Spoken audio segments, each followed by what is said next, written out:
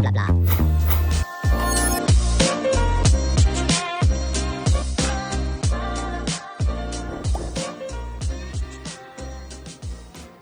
Bonjour à tous et bienvenue dans La Parole A, votre émission où on échange librement avec un invité. Vous la connaissez cette émission si vous suivez assidûment le comptoir des éleveurs toute l'année. Et pour la première de la semaine ici au sommet, et on est ravis de revenir au sommet de l'élevage, on reçoit Jérôme Beroul. Bonjour Jérôme. Bonjour Jonathan. Merci d'être avec nous, j'espère que tu vas bien. Rapidement, le concept de l'émission, c'est de laisser la parole libre à un invité. Aujourd'hui, cet invité, c'est toi. Jérôme, tu es le directeur commercial agriculture et viticulture de la Banque Populaire Auvergne-Rhône-Alpes. La Banque Populaire Aura d'ailleurs, qui justement est partenaire de cette émission, et présente sur Sommet de l'élevage, partenaire de l'Agora. Alors Jérôme, j'aimerais savoir en fait, parce que là on va parler banque, on va parler argent, on va parler plein de choses ensemble, et on va parler surtout installation des jeunes agriculteurs. Pourquoi la Banque Populaire, elle souhaite autant miser sur le secteur de l'agriculture ? Pourquoi ça vous tient à cœur à la Banque Populaire ? Alors, ça nous tient à cœur parce que la Banque Populaire, avant tout, est une banque de proximité qui est depuis 125 ans travaille alors à la base plutôt auprès des commerçants et des artisans et qui depuis une trentaine d'années s'intéresse bien sûr à l'agriculture parce que l'agriculture est une donnée très importante sur nos territoires. Donc voilà, notre raison d'être, c'est d'accompagner les gens, les hommes et les femmes qui vivent sur nos territoires, qui entreprennent sur nos territoires. Donc petit à petit, regarder l'agriculture était évident pour nous. Et donc depuis 30 ans, la Banque Populaire Auvergne-Rhône-Alpes, comme les autres banques populaires, se sont intéressées au monde de l'agriculture et bien évidemment à l'installation aussi des jeunes agriculteurs. Est-ce que quand on est une banque, l'agriculture, c'est un secteur d'avenir ? Oui, bien sûr. Alors là, oui, sans hésiter. Aujourd'hui, j'ai souvent tendance à dire que 3 fois par jour, on est en tête-à-tête avec nos agriculteurs lors de nos repas. Et oui, c'est un secteur d'avenir. Les agriculteurs déjà entretiennent le paysage, c'est une chose, mais aussi nous nourrissent. Donc c'est bien évidemment un secteur d'avenir. Sans parler des grandes causes, nationales, comme la souveraineté alimentaire dont on parle très souvent aujourd'hui dans les médias.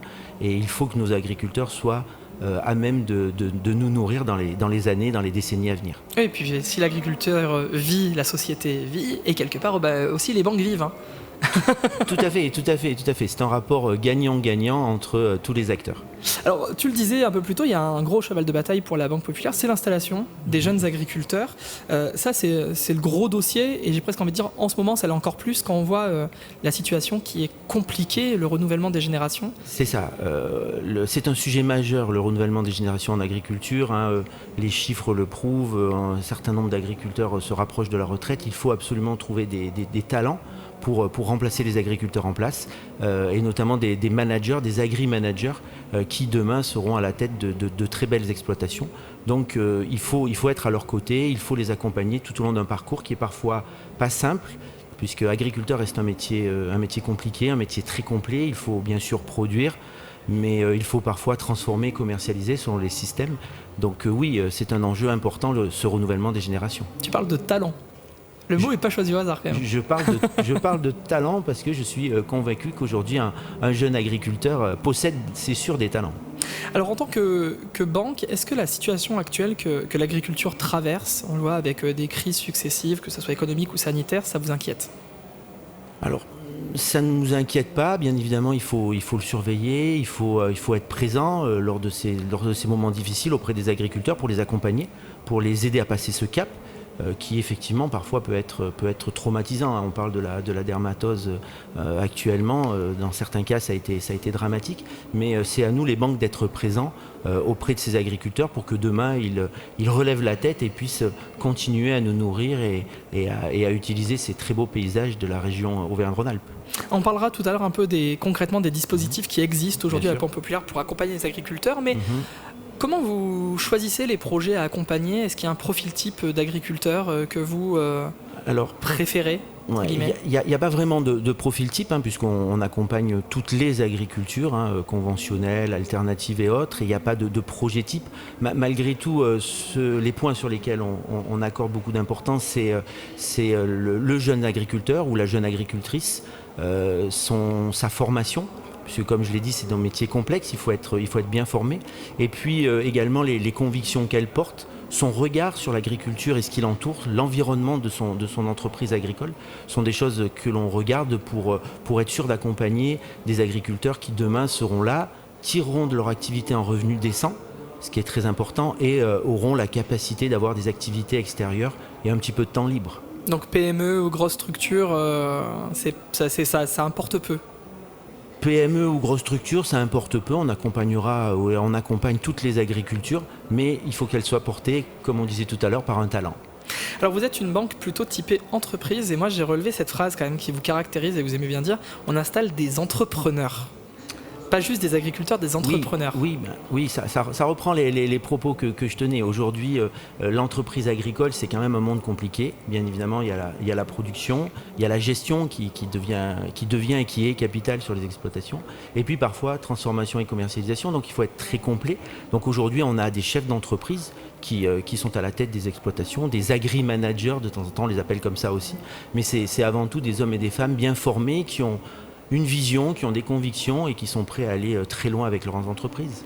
Le concept d'agri-manager, qu'est-ce qui le définit plus particulièrement d'un entrepreneur normal? Pour moi, c'est quelqu'un qui a une vision de son entreprise, qui a des convictions, qui sait où il veut aller, qui a un point précis. Et je dirais, alors bien sûr, la taille joue un petit peu, mais il n'y a pas que ça.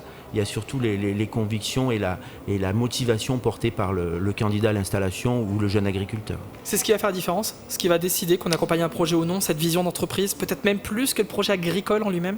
Alors il y a la vision de l'entreprise, il y a l'entrepreneur, malgré tout il y a aussi la structuration des filières. On a quand même des filières où il y a déjà aujourd'hui une très belle structuration qui malgré tout facilite l'installation et peut rassurer le banquier dans certains cas. Alors, en quoi la Banque Populaire peut être aussi accompagnatrice? Quand j'ai réfléchi un petit peu à comment une banque pouvait aider un agriculteur, j'ai tout de suite pensé aux catastrophes naturelles, aux dérèglements climatiques. Est-ce que la banque peut aussi parer un petit peu face à ces aléas? Donc aujourd'hui sur le parcours à l'installation, effectivement il y a déjà des acteurs, on parle notamment des chambres d'agriculture qui accompagnent très bien les jeunes agriculteurs, il y a un certain nombre d'étapes. Après il y a la phase avec la banque où effectivement avec le jeune agriculteur, le porteur de projet, le jeune entrepreneur, on teste avec lui son projet. On discute avec lui, on regarde les points faibles de son projet, les points forts bien évidemment, et puis on essaye de se prévaloir des risques éventuellement climatiques ou sanitaires qu'il pourrait avoir tout au long de sa carrière pour faire face et être en mesure de l'accompagner dans toutes les situations. Allez, je pose la question, celle où on met les pieds dans le plat comme ça c'est fait. Être banquier, c'est juste filer ou prendre de l'argent ou c'est plus que ça? Ah non, être banquier, c'est je pense un peu plus que ça, j'en suis convaincu. Pour moi, on est des accompagnateurs de projets. On travaille souvent sur une durée très longue avec nos clients agriculteurs, et pas que nos clients agriculteurs, mais notamment avec les agriculteurs, sur vraiment des projets de vie où on amène à voir évoluer les structures d'exploitation. Et donc ce n'est pas que prêter et prendre de l'argent comme tu viens de le dire. Alors on va faire un petit jeu, si tu le veux bien. J'ai préparé juste ici un panneau, regarde bien, avec un petit corps humain. Oui. Voilà. Et en fait, je te propose qu'on dresse ensemble le portrait robot de l'agri-manager. Parce que c'est un concept qui vous tient à cœur à la Banque Populaire, on l'a bien compris. Okay. Donc moi, je veux savoir à quoi ça ressemble un agri-manager. Donc on va commencer par les pieds, ici. Est-ce que pour toi, l'agri-manager, c'est quelqu'un qui bouge beaucoup, qui se déplace énormément? C'est quelqu'un qui a les pieds sur terre, c'est sûr, qui est quelqu'un de pragmatique, qui est bien ancré dans le sol, comme souvent dans le monde agricole. Mais oui, effectivement, il faut qu'il bouge et il faut qu'il soit agile. Alors, je vous montre un peu, là je montre les jambes. Est-ce que l'agri-manager doit être solide sur ses appuis? Ah oui, complètement. Et si oui, comment il fait pour être solide? Il faut qu'il soit bien formé à la base, donc ça peut être les fondamentaux. Et puis, quand on dit formé, on parle pas physiquement. Hein. Non, formé, on parle de la formation secondaire ou pas. Mais généralement en agriculture, les jeunes agriculteurs ont déjà une solide formation lorsqu'ils ont un projet. Et puis il faut qu'ils sachent s'entourer de conseils. Justement, une banque peut dispenser ou aider à une formation?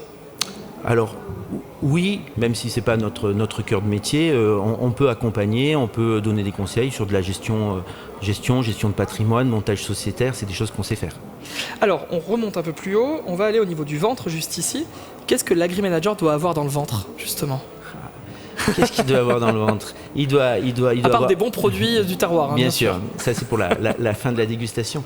Non, mais c'est quelqu'un qui doit avoir du courage, qui doit avoir des convictions, qui de fait est investi dans son métier, motivé et engagé dans ce qu'il fait, c'est évident. Donc il doit avoir des tripes. Beaucoup de tripes. Alors je monte encore plus haut, là je vais là au niveau de la bouche, on la voit pas ici mais elle est juste là. Est-ce que l'agri-manager doit savoir bien parler pour être un bon agri-manager? Il doit savoir communiquer auprès de ses partenaires et autour de son environnement. Bien parler, pas spécialement, mais en tout cas ça doit être quelqu'un qui sache faire passer ses idées et ses convictions.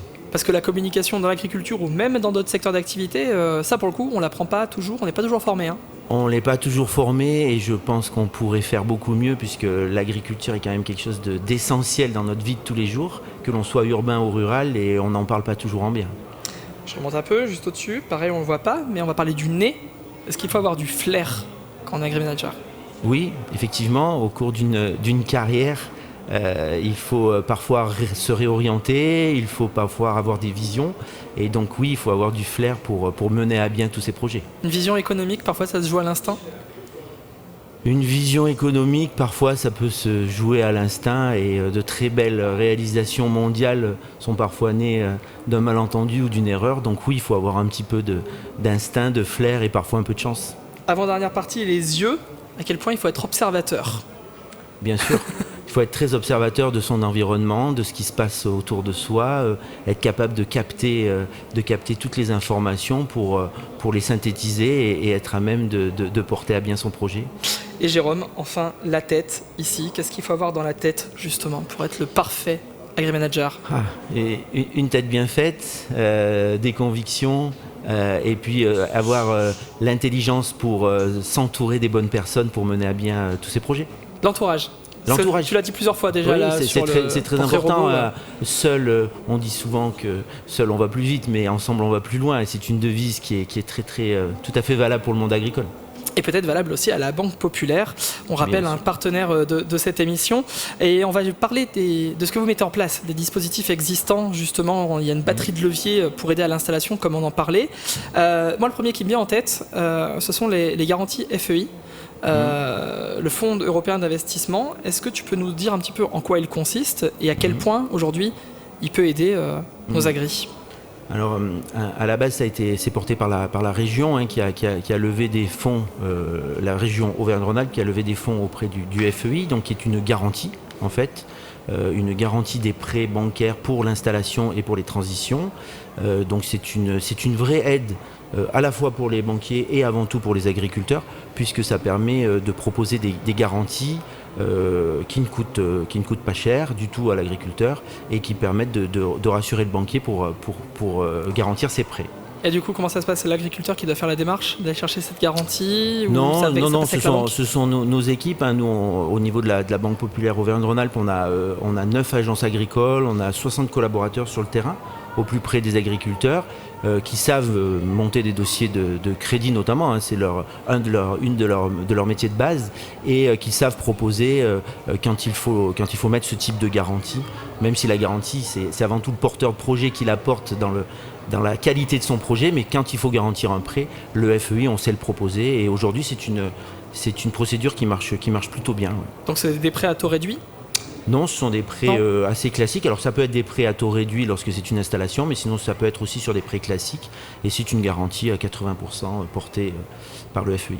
Et pour le coup, les PME européennes, donc les PME agricoles, ont besoin de financement, et on sait à quel point les agris en ont besoin. Complètement. L'agriculture est quand même un marché qui est fort utilisateur d'investissement, donc avoir cette garantie à disposition, c'est très très bien. Et on en demande beaucoup aussi à l'agriculture, donc j'imagine que régulièrement, il y a besoin d'aller chercher ces aides ou ces accompagnements parce que l'agriculture évolue. Tout à fait. Donc ça, c'est une garantie relativement nouvelle, puisqu'elle a quelques années, elle se terminera dans 3 ans, enfin en tout cas cette première enveloppe. Et oui, c'est très bien qu'elle soit en place.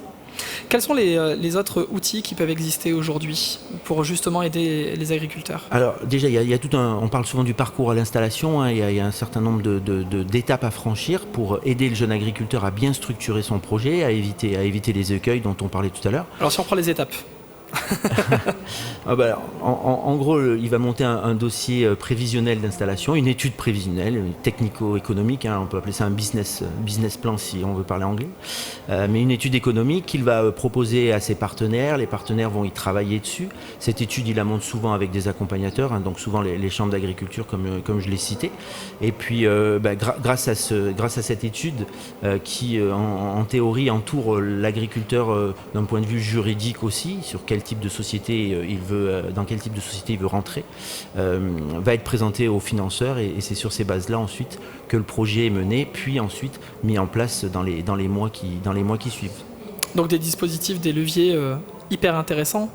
Il y a des leviers, donc on a parlé du FEI, il y a des prêts spécifiques à l'installation. Là, toutes les enseignes bancaires ont leur accompagnement type, mais qui se ressemblent beaucoup. C'est des prêts avec des taux bonifiés pour faciliter l'installation. C'est ces enveloppes donc, de garantie spécifiques. Et puis c'est différentes offres qui accompagnent les agriculteurs, les jeunes agriculteurs, pour faciliter le début dans la vie active, que ce soit en exploitation individuelle ou lorsqu'ils intègrent une société agricole. On parlait des dispositifs comme le FEI qui, on le rappelle, ont aussi des impacts sur le bâti, la construction, la réhabilitation. Ça fait partie aussi des investissements bien sûr, lesquels on peut prétendre à bien des sûr, aides. dans le cadre du FEI, ça permet de garantir donc, les prêts liés à l'installation, mais des prêts aussi liés aux transitions. Mais par contre, dans un projet d'installation, la garantie est quelque chose d'important, et ce processus-là aide les jeunes agriculteurs, mais il n'y a pas que la garantie, il y a avant tout le projet et la qualité de son projet dans son environnement qui fait la différence. Jérôme, j'aimerais savoir un petit peu, selon la Banque Populaire, quelles sont aujourd'hui les perspectives d'avenir quand vous voyez le secteur de l'agriculture, on en parlait un petit peu tout à l'heure, qui évolue, qui parfois inquiète un petit peu aussi. Est-ce que les perspectives sont quand même réjouissantes ou pas? Oui, les perspectives sont là. L'agriculture sera là, elle doit nourrir la planète, donc le rôle de nos agriculteurs est primordial, essentiel, capital dans les années à venir, il n'y a aucun souci là-dessus. Après, il va y avoir des évolutions. On voit déjà depuis une vingtaine, une trentaine d'années une concentration des exploitations qui deviennent souvent plus grosses, souvent sous forme sociétaire, donc avec de plus en plus d'associés dans les sociétés. C'est pour ça qu'on parle de plus en plus souvent d'agri-managers, et que moi je reviens sur l'environnement qu'ils doivent mettre en place pour les aider à mener à bien tous ces projets. Mais non, l'agriculture a encore de très belles années devant elle. Alors j'aimerais, Jérôme, qu'on finisse tranquillement cet échange avec la carte blanche. La carte blanche d'invité, c'est à chaque fois un sujet auquel on laisse libre cours à l'invité de choisir. Ça peut être soit revenir sur un sujet qu'on a déjà évoqué, soit partir sur autre chose. Mais je crois que toi, tu as envie de partir sur autre chose. Oui. Un sujet qu'on n'a pas encore eu l'occasion de toucher. Un petit sujet en une minute, mais moi je voulais parler de la BTE, de la Banque de la Transition Énergétique. C'est une banque qui a été créée par la Banque Populaire Aura il y a maintenant 5 ans, puisque dans quelques semaines nous allons fêter l'anniversaire de la BTE, les 5 ans de la BTE. Et c'est une banque, j'allais dire nouvelle génération, qui a été créée pour accompagner les transitions énergétiques, donc avec deux axes, de la collecte, c'est-à-dire de l'épargne verte. Aujourd'hui, c'est environ 470 millions d'euros qui ont été collectés au sein de la BTE Auvergne-Rhône-Alpes, et c'est plus de 750 millions d'euros de financement sur de la méthanisation, du photovoltaïque et tout ce qui touche les transitions énergétiques. Et voilà, je trouve que c'est quelque chose d'important qui peut également venir financer les agriculteurs qui sont souvent à même de mener à bien des projets de méthanisation ou du photovoltaïque. Et alors justement, en 5 ans, le premier bilan, si on devait en tirer un, est-ce que c'est plutôt positif, encourageant, ou en tout cas, est-ce qu'on voit que pas mal d'agriculteurs se sont mis dans cette démarche ? Oui, alors c'est très encourageant, les premiers résultats sont très bons. Le modèle qui a été donc créé par la Banque Populaire Auvergne-Rhône-Alpes s'exporte entre guillemets dans les autres banques populaires aujourd'hui du groupe. Et donc oui, ça marche bien, ça marche très bien, et effectivement ça nous permet d'accompagner les agriculteurs, mais pas que, sur tous les projets de transition. Eh bien Jérôme, je pense qu'on a quand même pas mal parlé de tous ces dispositifs. Je pense que nos amis agriculteurs auront pris peut-être quelques notes. On a fait le tour ou pas, selon toi, de toutes les aides, tous les dispositifs ? On n'est pas rentré dans le détail, mais on a fait déjà un panel bien large. Donc la seule chose qu'on pourrait conseiller, c'est éventuellement de venir vous voir en agence ? Avec plaisir, on est disponible et nos équipes agricoles sont en place. Eh bien, Parfait, je crois que tout est dit. Merci beaucoup, Jérôme Deroule, d'avoir été avec nous. La Banque Populaire, partenaire de cet épisode, est présente tout au long du sommet de l'élevage, partenaire de l'Agora, mais surtout, la Banque Populaire est présente en agence, on le disait, et sur le site internet banquepopulaire.fr. Merci à tous et bientôt une nouvelle émission ici sur ce live au sein du sommet de l'élevage. À bientôt.